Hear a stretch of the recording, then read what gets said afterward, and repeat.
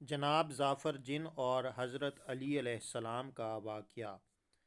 امالی جناب سید مرتضیٰ میں عبداللہ ابن عباس سے روایت ہے کہ ایک روز مسجد کوفہ میں حضرت علی علیہ السلام خطبہ ارشاد فرما رہے تھے کہ لوگوں نے دیکھا کہ ایک بڑا اژدہا مسجد میں آ رہا ہے۔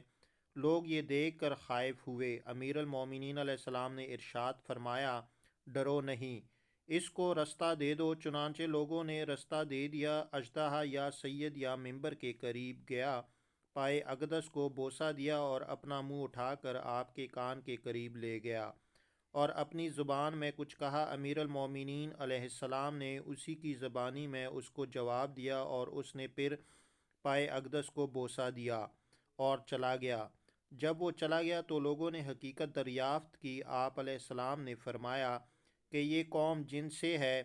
جبر عالم میں جب میں نے جنگ میں فتح حاصل کی تو اس کے باپ کو جنوں کا بادشاہ مقرر کیا۔ اب آج یہ آیا اور اس نے کہا کہ اس کے والد کا انتقال ہو گیا، اب آپ کا کیا حکم ہے؟ میں نے کہا، جا، میں نے تجھ کو تیرے باپ کی جگہ بادشاہ بنایا، اس کا نام ظافر ہے۔ یہ وہی ظافر جن تھے جو میدان کربلا میں سید الشہداء کی امداد کے لیے آئے تھے، مگر اجازت نہ ملنے پر تخت و سلطنت چھوڑ کر کسی جنگل میں چلے گئے اور وہاں زمین پر حسین لکھتے اور زار و قطار روتے، زمین آنسوؤں سے تر ہو جاتی۔